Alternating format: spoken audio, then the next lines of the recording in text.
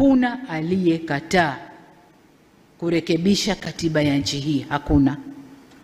Mnakumbuka niliunda tume ya haki jinai, ikaenda ikasoma Tanzania nzima na wakaniletea haya ndio wanayoyaona Watanzania.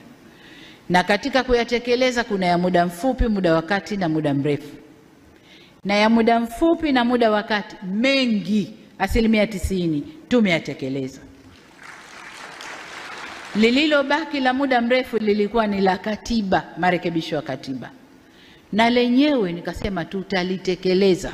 Na mkisoma ilani ya uchaguzi ya Chama cha Mapinduzi, nimesema ndani ya siku 100 nitaunda tume ambayo itafanya kwanza maridhiano, halafu tuingie kwenye mchakato wa katiba. Mnaendaje kwenye kurekebisha sheria za nchi wakati huku mko